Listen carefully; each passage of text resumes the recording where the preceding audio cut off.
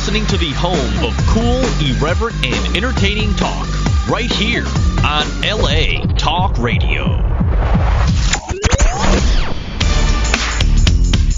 You're listening to The Art of Love with your host, Lucia, right here on LA Talk Radio.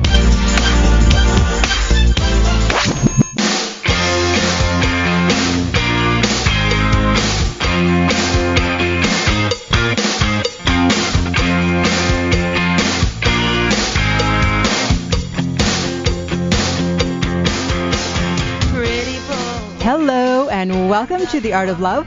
My name is Lucia. I'm your host and dating and relationship expert. And I'm here to entertain, educate, and enlighten you about love, dating, and relationships. Take your live calls, answer your emails, and speak to authors of books which I find interesting. So this week, we are going to talk about how not to marry the wrong guy. In fact, that is the name of the book, How Not to Marry the Wrong Guy. Is he the one or should you run? A Guide to Living Happily Ever After. Because, you know, if you marry the wrong, not even guy, but just the wrong person, this is a show for both men and women, if you marry the wrong person, you'll be in hell. If you marry the right person, you'll be in heaven. And if you marry someone who's a combination of both, then I guess you'll be in purgatory. So that is my religious speech for the day.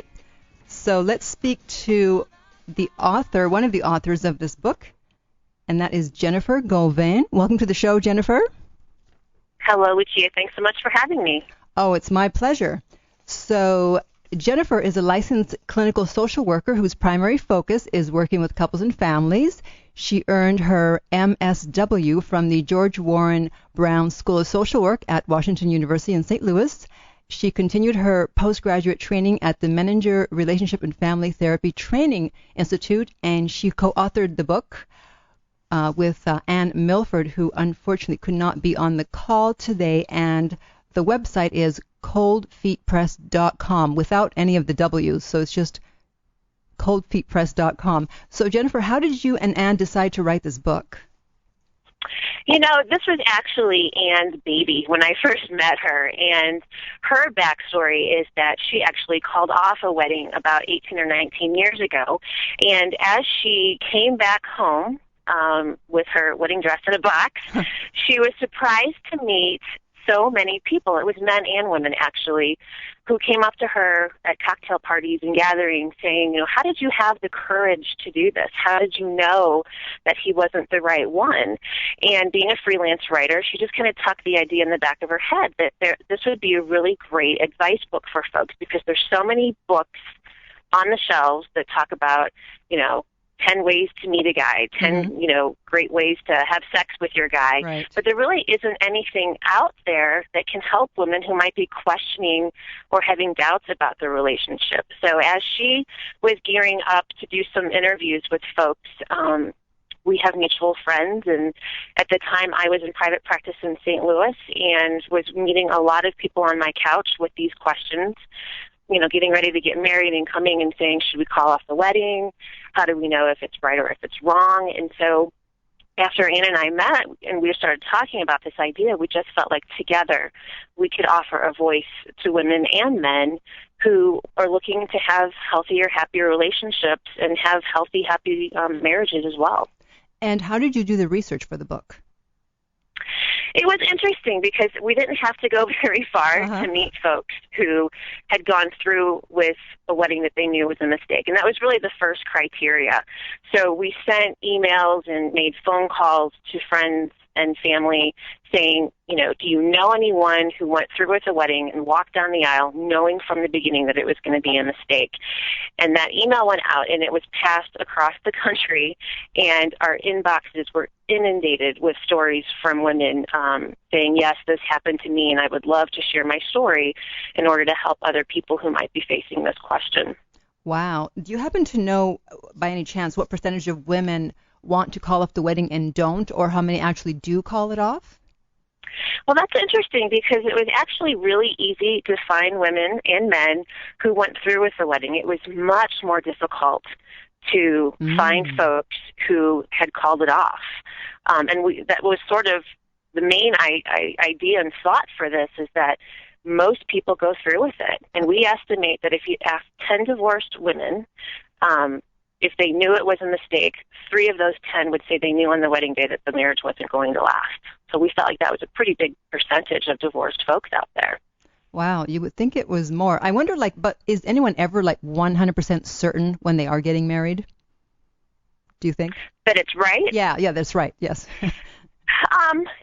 It's a tough question because, we also interviewed women who were happily married, and all of the women across the board talk about having some nervousness before making this really big decision. And the transition of it all is very frightening.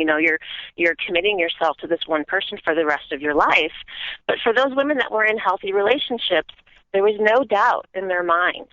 They felt like there was a sense of peace that came over them when they talked about the person that they were getting ready to spend their marriage with. And, were there some uncertainties about what their financial situation might look like, or, how many kids would they end up having?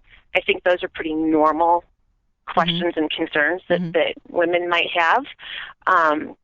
But again, for the folks that just knew down deep in their gut that it wasn't wrong, there were just some serious doubts about this person. He has some debt that I'm going to be inheriting. What's that going to look like? He might have a drug or alcohol addiction, and I'm worried about that. I really want to have children, but he doesn't. And yet they kind of pushed those concerns aside for the sake of just getting married and having that wedding. So maybe, it sounds like, because, of course, the divorce rate hovering around 50%, that maybe if people didn't get married when they knew there were all these issues, that the divorce rate would be lower. That certainly was our hope in providing this resource for folks. And we have this conversation all the time, is that a lot of times folks get put on the wedding train. They get caught up in making the plans and having the dress and the reception, that they lose sight of the actual marriage and the relationship. And yes, we love weddings, although we don't get invited to many anymore. So much emphasis is placed on the wedding day. We really want people to pause and give consideration for what is the marriage going to look like? What does that feel like? And if you just don't think it is going to be a long, beautiful, peaceful relationship, then you need to hit that pause button, jump off the wedding train, and search out some help or some guidance for figuring out what your doubts are. Yeah, I guess the point I was trying to make, because I've never been married, and so from a single person, never having been married, on looking from the outside looking in, I see a 50% divorce rate, and I'm like, yikes. And so, everyone that's getting married to the wrong person and then getting divorced, they're kind of making marriage look bad for the rest of us that might want to do it, but we're scared. Whereas if they didn't get married to the wrong person, maybe the divorce rate would be around 25%. Do you know what I mean? Yeah, it would be great if that was the case.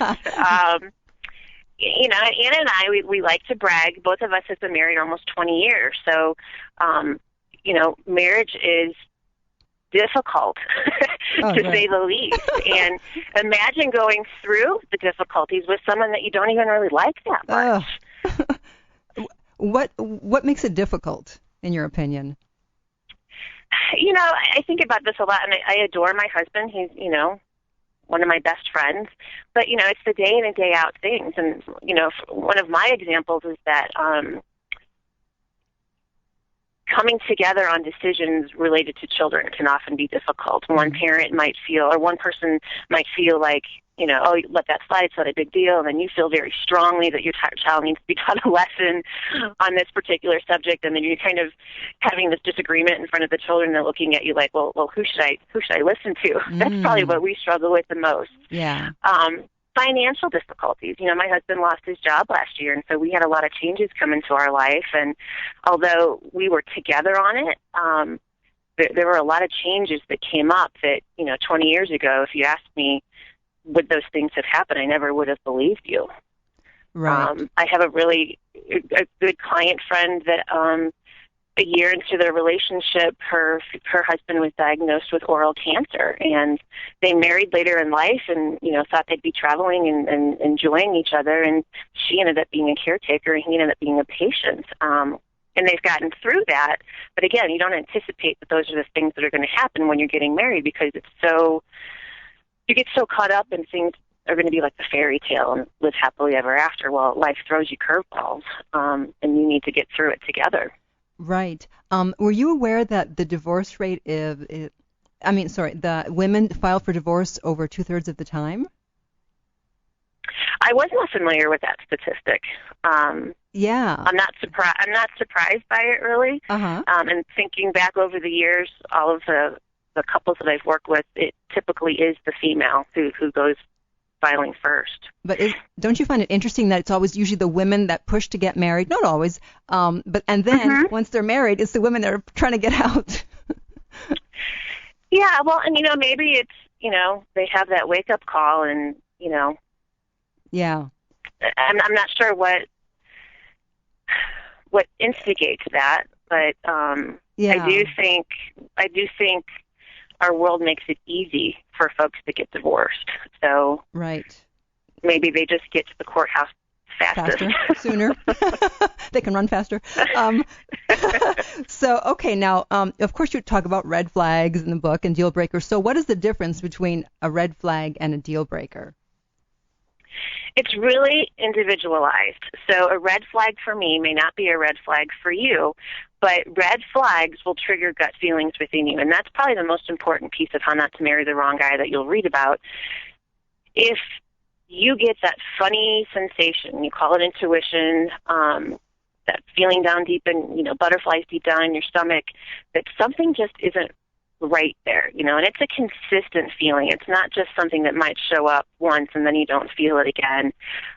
You really need to pay attention to that. So, red flags could be, you are dating someone who's very volatile. And so every time you go out for dinner, your boyfriend or girlfriend is constantly badgering the waiter or the waitress and embarrassing you and making you feel, very small. And then he'll do that to his family or his sisters or his mother. And then you question yourself, well, does he treat me like that? And does he treat me like that? So if you step back for a moment and you can look clearly at your relationship, and that is, in fact, how he treats you, that's going to be a really big red flag. Other pretty standard red flags for folks would be, someone that you're dating who has a drug and alcohol addiction or has financial issues or lies a lot. That was a really big one that people we spoke to talked about. In fact, we talked to one woman who, again, knew on that day she was making a big mistake. Fast forward about 10 years down, they were getting divorced, and all the financial records were coming up. And it turns out that most of their income was being spent on a bookie. Wow. And that she owned a racehorse that she was not aware of. Now, that sounds, very distressing, but she told us, she's like, I really wasn't surprised because he lied about little things throughout our entire dating relationship and even, throughout our marriage. So, if he's lying on the first or second date, chances are pretty good he's going to be lying somewhere down the road as well. Yeah. And are you okay with that? Some women, might be fine with that. I can't imagine that would be okay with anyone, but, that would be okay. Other stories that came up, like some women would date guys who were very much into sports, and that would be how they would spend their weekends. There are some women out there who will throw the face paint on and go tailgate and love that. Others would find it a red flag because they like to go out hiking and biking on the weekends, and they're sort of seeing what their relationship is going to be like in the future, and that doesn't include enjoying their outdoors with their husbands. So does that make sense? It sort of so then that depends on what makes you stand up and pay attention and what, can feel all right to you. So then a deal breaker would be not necessarily something that's negative, but something that wouldn't work for you. Like if a guy doesn't want kids, that's not negative, except that you do want kids, and so that's a deal breaker. Exactly. And it's funny because some women we talked to even reported to us that, I knew that, he spoke that he didn't want children. I didn't really think he'd be a great father, but, I was going to just give him the benefit of the doubt and thought that once that ring was on our fingers, he would change and turn around and everything would be fine. Well, that's a pretty big decision for someone to just change their mind about. And most men, and there are women that we spoke to that weren't interested in having children, most of them aren't going to change their minds. That's going to be what they signed up for. So are you prepared for that? Yes, and interesting. if having children is something that you really value, then why are you with someone who doesn't value that same thing? Yeah, it's interesting that people think that once they get married, once the ring is on the finger, it has magical powers to just transform. Oh, my gosh. Yeah, that's exactly right. And, we warn people that, little things that might be triggering those gut feelings now, when you're in the dating relationship, your good face is on most of the time, towards the end of that dating relationship. And once you get into marriage, lots of times the masks come off, and there's no getting around that. Right. Let's go through a few more flags. You talked about avoidance. So what does that look like? Avoidance would be, and I'm thinking of one woman in particular we talked to who, every time she brought up the idea of marriage, her fiance, or not even marriage, but about the wedding because they were engaged. But anytime she brought up the topic of the wedding, he would say, I'm really stressed out at work right now. I just can't talk about it. Can we talk about it later? And this went on for 9 months. And so she just kind of tucked it in the back of her head, he really does have a stressful job. I don't really want to bother him with all of these details. But that as the wedding got closer, she was making all of the plans and arrangements, and he just didn't want to have any input. And as it turns out, they were divorced several months after the wedding because he didn't really want to get married but felt obligated to go through with it anyway. So that would be a topic of avoidance, someone who avoids talking about finances because, sex and finances are those big topics in relationships that, can oftentimes cause problems. So if he's not willing to sit down with you and talk about a budget or talk about, are you going to buy a house? Are you going to rent the first year of marriage? Are you going to shop at Target? Or are you going to shop at Nordstrom? Those are important things that if you get blocked every time you approach it, that's cause for concern as well. Right. Okay. And then you mentioned also extreme differences. So what would some of those be? Obviously, we already talked about the children, not children. What are some more? Yeah. Children, not children, what I talked about earlier, what are the things you really value? Religion came up a lot. So, if you're Catholic and you're entering into a relationship with someone who's Jewish, are there going to be differences in that could cause problems? And there are lots of couples who get married in a shared faith and do just fine, but you need to know for yourself, and talk about those things before the wedding day and not after, so that you're not surprised when you wake up and discover that you have these, black and white differences that are interfering in having that healthy relationship. Yeah, in fact, I know someone that she was going to they were engaged after maybe 6 months of dating, and then luckily they went to premarital counseling, and they discovered their differences, and they ended up calling off the wedding. Yeah, and that's good for them to find that out beforehand. Because, again, that preparation of marriage, so much preparation is going into the wedding day itself. And we have a statistic in the book, and, of course, I'm not going to get it right now, but I think it's something like brides spend 150 hours planning for the wedding and 15 hours planning for the marriage itself. So, we looked into, what sort of marriage preparation is available to folks. I know in the Jewish faith they have some marriage preparation. The Catholic Church obviously has some, but what we found is that a lot of couples are not looking at that as really giving awareness and consideration to the relationship, but more of like a checklist. Oh, we did that, so we're fine. Instead of really digging into some of those questions that come up about, what happens, after the wedding day, what happens when you have children and you've got 5 toddlers at the table. One is, that's not running down their face. One is throwing the food. And, how would you handle that? Do you talk about those things before they happen? And most couples don't. And that's not a judgment. I just think that's a reality of where we're at in the state of marriage. Yeah, because it just seems there's not a lot of importance placed into that. So people can just, show up and get married and not give consideration to those things. Because it seems so unromantic to be discussing those things.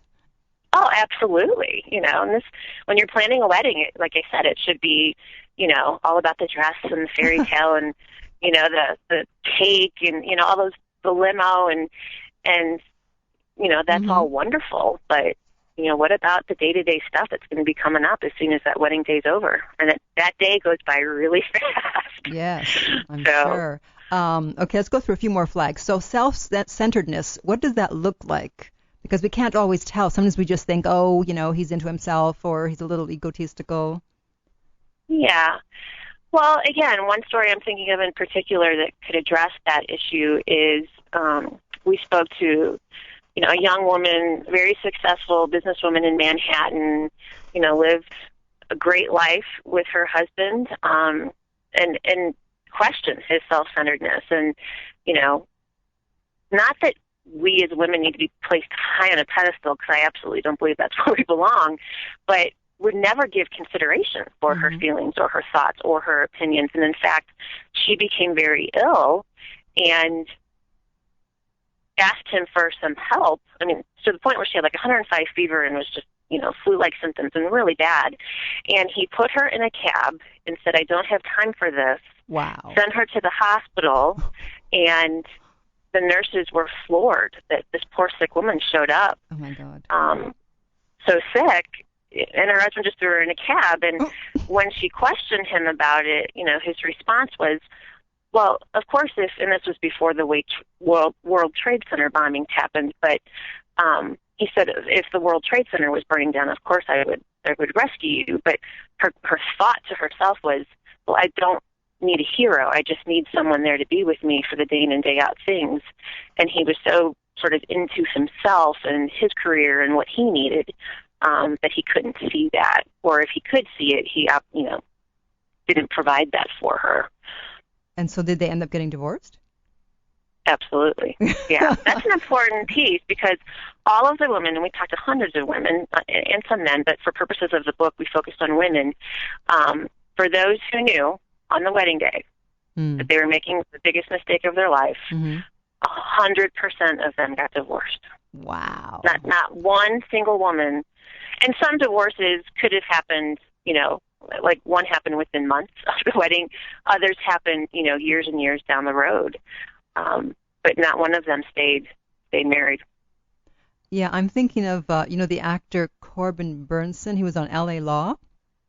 Oh, sure. Yeah, and this is actually a well-known fact. This isn't gossip. He actually cheated on his wife on their honeymoon. We heard of that. We spoke to one woman, and she sort of had doubts, and she saw a therapist and asked, should we slow this down? And the therapist recommended that they put the wedding on hold. But the husband, or the fiancé at the time, actually said, no, we're going to go through with this. So fast forward to their honeymoon, and he's in the shower. His phone is buzzing. She picks it up just to see who it is, and it's his girlfriend back at home, saying that they wish they were still together and she was missing him. And, she got on a plane and came home from her honeymoon, moved out of the house, and they were divorced 6 months later. Wow. So he was still dating the girlfriend while he was engaged? Yes, and he was the one that sort of forced the marriage or the wedding to go forward. Why? Which really didn't make much sense. Yeah. But, I followed up with her, and he was just obviously in a really bad place, and felt so obligated that he had made this promise, and was really connected to her family, didn't want to disappoint his family. There were some religious views that were mixed into it, and he promised her that he wanted to be with her, and she wanted to be married so badly. And she even says, she said, I was so wrapped up in the limo and the dress and, the wedding day that I was willing to believe anything he had to say, even though I knew deep down other things were going on, but I just turned a blind eye to it. Wow. Wow. Okay. But, that story just broke my heart to know that, she trusted him and wanted to believe in him, and then to have that happen on your honeymoon, which is supposed to be, Oh. just a fun, intimate, time to connect and breathe after all the wedding planning processes go on. It just really crushed her.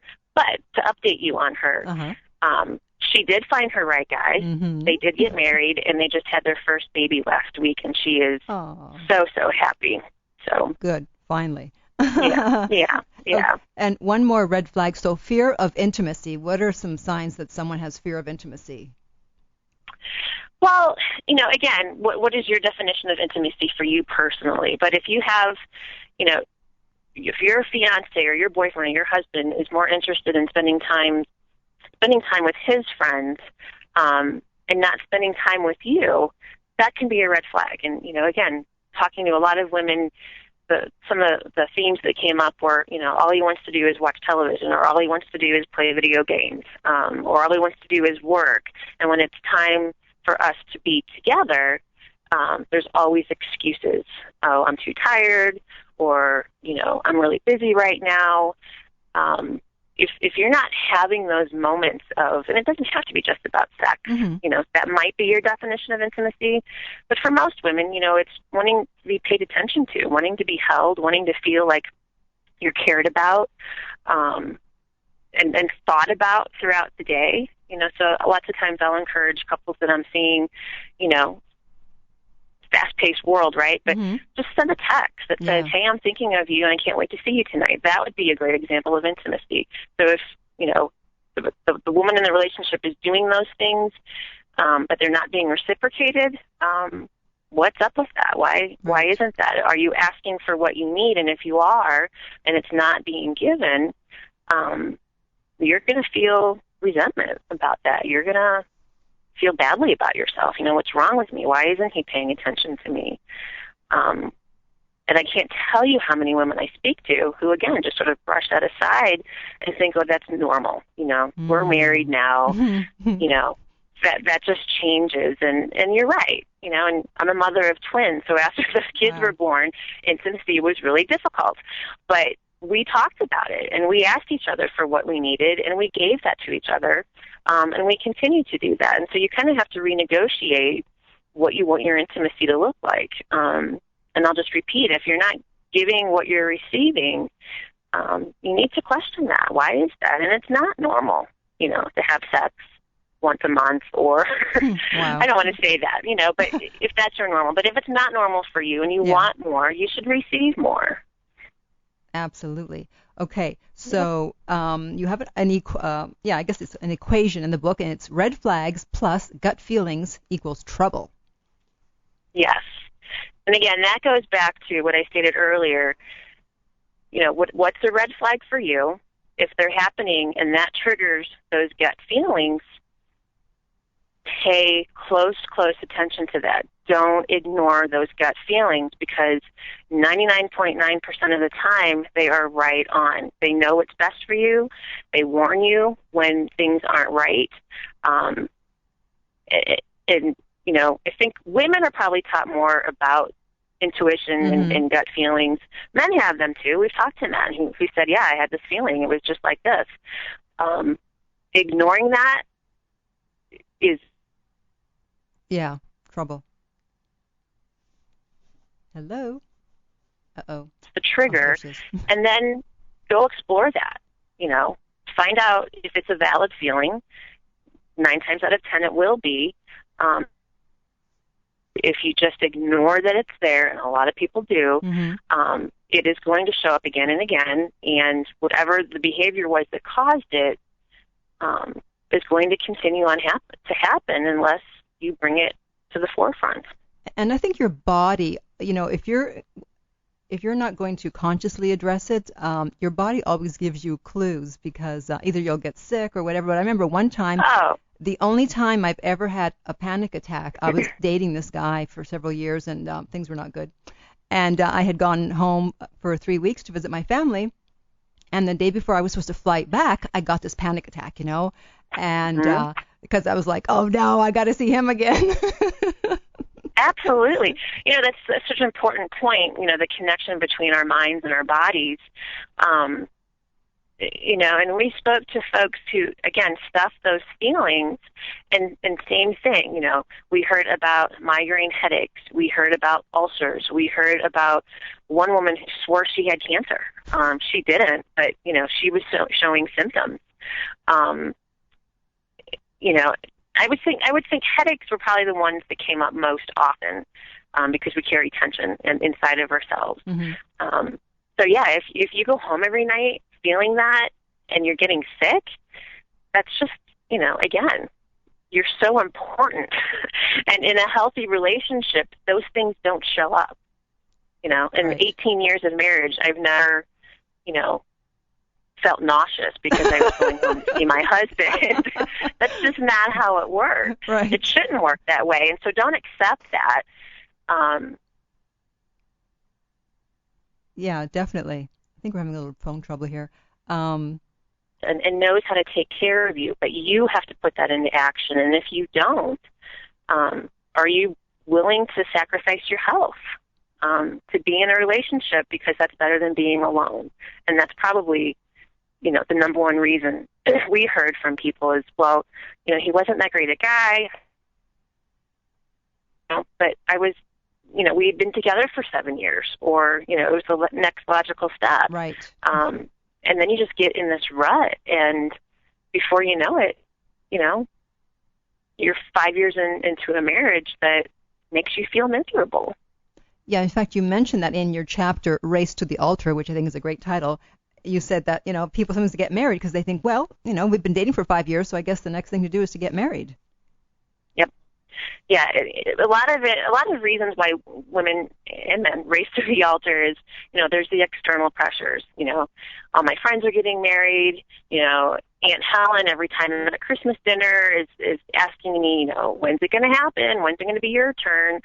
So you feel all this pressure. And then there's the internal pressure you place on yourself. And like I said, a lot of it could be, well, I've dated him for 6 years.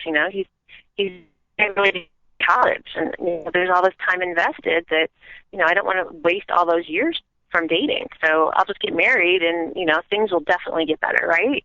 Mm-hmm. Well, no, that's not how it works. If it's bad now, it's only going to get worse later. It doesn't just change because you get married. I spoke to one woman months ago, almost a year ago, and she had read the book and contacted me, and had been engaged probably 6 months, and was having doubts, didn't want her fiance included in the counseling, which, to me is a red flag, because I feel like if you're talking about the two of you, Right. you both need to be included. So there's these secrets, right, that Mm-hmm. are going on. Mm-hmm. She had become interested in someone that she worked with and was having feelings for another person. Yet she didn't want to call off the wedding. She didn't want to disappoint everybody. His mom, she was very close to, and didn't want to lose that relationship, because, you're right. When you break up with someone, you lose friends. You lose, connections to people that you made together as a couple. Pets became an issue for her because, she wasn't sure what was going to happen to the dog, because it was his dog when she came into the relationship. But she loved this dog. So then, fast forward another 2 months, and his mom is really making all the plans for the wedding, and she's going along with it. And then they made a trip to Mexico, and his mother had picked out the place for them to get married, and her head is spinning, and yet she still just couldn't get. Uh-oh. Where'd she go? I got to hear the end of this story. There she is. Or that self-confidence that she would be okay. And as far as I know, went through with the. Oh no. But that's a great example of, she knew. Yeah. She didn't even think she loved him. But the thought of canceling it. Wow. Was just too overwhelming for her. That's crazy. So I tried really hard, and it's not that I'm a wedding canceller. That's not my job at all. In fact, I believe firmly in marriage, and I come from a family of divorce. So I saw how brutal, relationships could be. But I believe that life is too short to be stuck in something. You know, you want to be with someone who doesn't just bring out the worst in you, but can bring out the best, and, you know, can be in those good times and bad times, in sickness and in health, and feel solid and not be on this shaky foundation, not knowing what's going to happen from one day to the next. Yeah, I think a lot of people, they don't have examples of good relationships, so they don't really know even what a healthy relationship looks like. Oh, sure. And, you know, again, I might disagree with that. I think deep down, people know what it should look like, but you're right. You haven't seen it. So if you haven't seen it, you don't really know what that's supposed to feel like.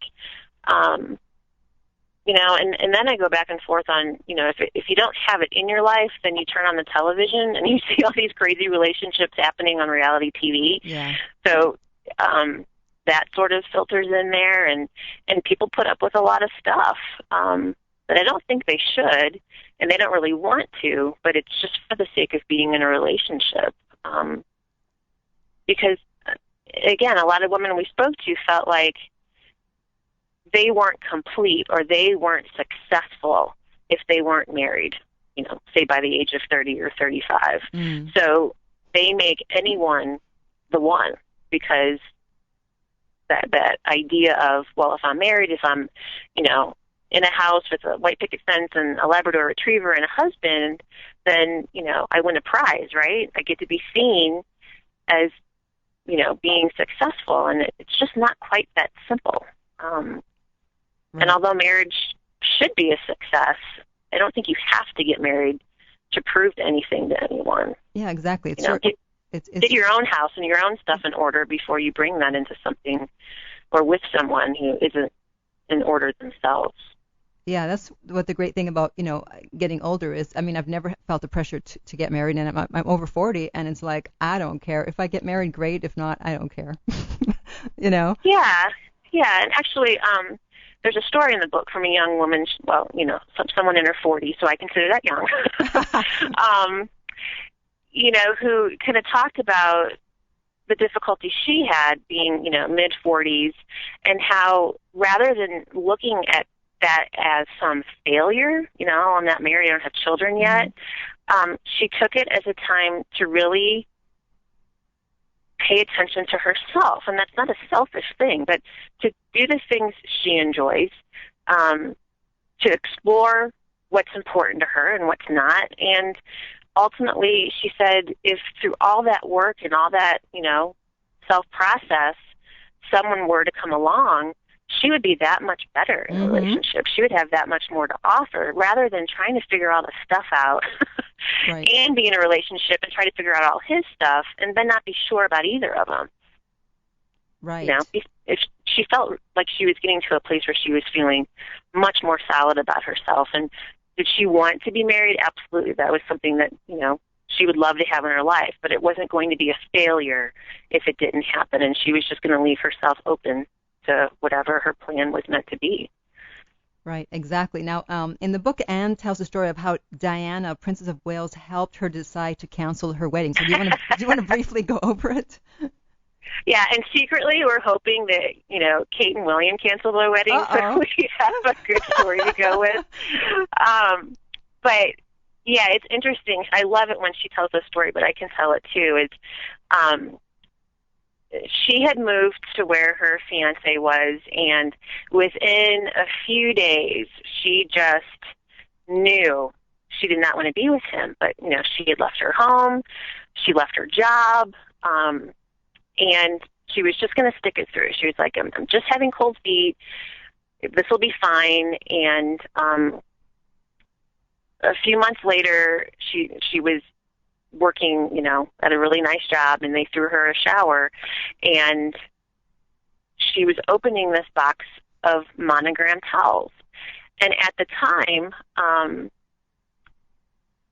not sure if Princess Diana, I guess they had already gotten married, because that was pretty early in the 80s, but she remembered a quote that one of Princess Diana's sisters told her that, you know, her face was already on the tea towels, and it was too late for her to back out of the wedding because Diana was having doubts, right? Wow. And so Anne was pulling out these towels that were monogrammed with what her married name would be, and that thought resonated with her, and she thought, it's too late because I can't return the monogrammed towels. Now, luckily for her, she was able to find that courage within her to call it off. And she jokes that she kept those towels, and in fact, she just threw the last one away last year because it was getting too ratty to use. But she would have them in her bathroom, and people would say, "Whose monogram is that?" But she felt like it was sort of her badge of courage, and she was proud to have those towels. Right. She did the right thing. All right. Yeah. Now, yeah. we always hear about cold feet. In fact, your website is Cold Feet Press. So right. What is the difference between cold feet and jitters? We get asked that question all the time, and the simplest answer is this. If you are having nerves and anxieties related to the wedding, are the bridesmaids all going to fit in their dresses? Are all the flowers going to show up? Is the drunken bachelor going to embarrass me in front of all my family and friends? Having nervousness about the transition, this is a big change, and I'm kind of worried what what's going to turn out and how everything's going to be. That's pretty normal. I think we all feel that for those of us that have gotten married. Cold feet, however, is when you are having nervousness, anxiety, and doubts, strong doubts about the relationship.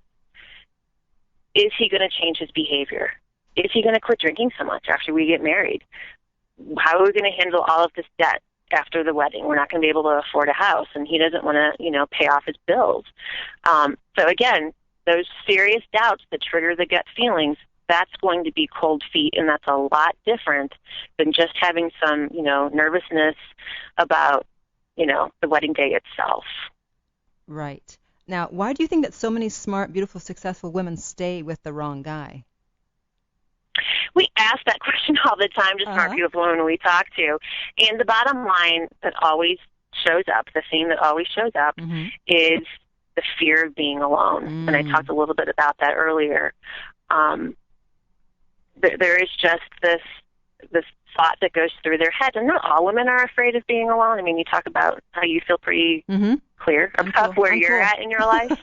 But for a lot of women that we talk to, and it never fails, you'll see it in the audience when we're giving a talk about the book. You'll be able to pick her out. It makes them feel so much sadder to be alone than even being in an abusive relationship. It doesn't have to be physically abusive, but, somebody that puts you down day after day. They just feel like I can put up with that as long as I'm not alone. And it kind of makes me feel bad for our gender to even say that. Yeah. But it is what we have found. And we're really here to tell women, look, again, life is short. What do you want to be your most authentic self? And can you be that person with someone who's constantly belittling you, or, giving you an allowance week to week because he doesn't think you can handle money? That's not okay. And sometimes you just want to shake them, and make them see it. And sometimes you can, and sometimes you can't. And that's what gets so frustrating, because what's available out there to folks in their life, and they either buy it or they don't. But that is the theme that comes up most of the time, is I'd rather be, in a bad relationship than not in one at all. Yeah. And what about, because, obviously nobody's perfect, the guys or girls. So then how can a woman know if she's with the right guy? Because, they'll justify it to themselves when they see the issues, the red flags. They'll go, well, nobody's perfect. Yeah. And again, we tell people, if the red flags or deal breakers are causing you to feel unsteady, or causing those gut feelings to show up day in and day out, and we say it's consistently, we all have bad days. That, I especially have had a few bad days recently, and my husband's like, okay, can we talk about your behavior and what you're saying? But long term, that's not how I act or how I behave, and we work through it and we joke. But I just can't emphasize enough how if you are having a behavioral response to the person that you're with, that's just not okay. Do you need to leave him immediately? No. But do you need to go explore what that is? Absolutely. And if that's with a counselor or a spiritual leader or, a mentor that you can look towards having a healthy relationship, then you need to seek that out and figure it out rather than just, like you said, going along with it and ignoring it. Because, red flags now are going to be red flags later. And what are you willing to sacrifice in all of that? The guy that I was telling you about that I had the panic attack for, what I would notice with him was, I'm a happy-go-lucky person. I'm always a happy person. And so I'd leave my house and I'd drive over to his house and I'd be all happy. And like within a half hour of being there, I was like a wilted flower. I was like, oh. Things went downhill fast whenever I would go see him. Yeah, and the other piece that's important here is I've been telling a lot of sort of the most sordid stories of folks that we talk to, but there are just women who are with nice guys. Anne's example was her fiance was actually a really nice guy. He wasn't a bad guy. He didn't do bad things, but she just knew deep down she didn't really like him that much. They didn't have a lot in common. And so for women that are with nice guys, it's like, well, he's not doing anything really bad. He's not a drug addict. He's not playing video games all night long with his pot smoking friends. And so they get stuck as, well, he's not a bad guy. Why do I need to leave him? What if there's not going to be a better guy that comes along? And the truth is, for all the women we talk to who found the courage to call it off, they did find a better guy. Each and every one of them. And there were only a few women we talked to who had more than one marriage. Most of them went on to a really great second act. Did they believe that could happen, when they were going through the thick of it? Not really. They couldn't see the trees through the forest. But that's what we're here to tell you. That's why these stories are so important for you to read in this book, is that, they can share how it turned out, and you can start to believe that you can have that too, instead of just feeling like, well, this is probably going to be it, and just got to stick it out, right? Tough it out, suffer through it. Yeah. Wonderful. Well, that is the end of the show. Thank you so much for being on. So, like I said, your website is coldfeetpress.com, and you want women to submit stories there? Women can submit stories. We hear from women and men. We hear from men too, who, will often hear us on the radio or see us and just have some thoughts and questions. And, I can't offer free therapy on the internet, but I'll be happy to, help offer some guidance and give you some of my thoughts. And if you have a story that you think could really impact somebody else's life, and, we can share it anonymously on our blog or, through other sources, we'd love to hear from you.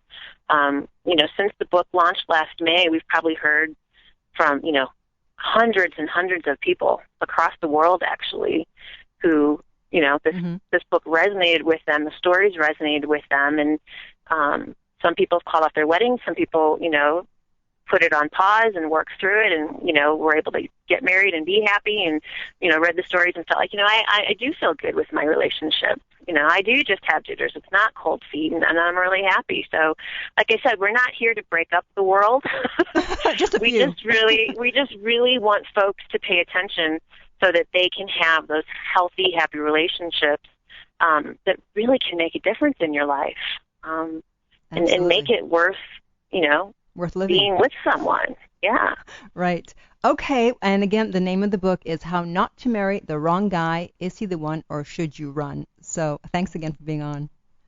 Lucia, thanks so much for having me. Appreciate it. Take care. Bye. Bye. Bye-bye. All right. So now, if we haven't scared everyone off marriage, sorry, I had to do that. We don't want, that's what's happening. That's why the divorce rate is so high, because y'all are marrying the wrong people. So stop that. Damn it. Stop marrying the wrong people. Read the book, How Not to Marry the Wrong Guy. So thank you so much for joining me today. My website is theartoflove.net, where you can sign up for my free weekly newsletter. I also have a book called Lucia's Lessons of Love, and that is available at lessonsoflove.net. And in the meantime, remember that love inspires, empowers, uplifts, and enlightens. You're listening to The Art of Love with your host, Lucia, right here on LA Talk Radio.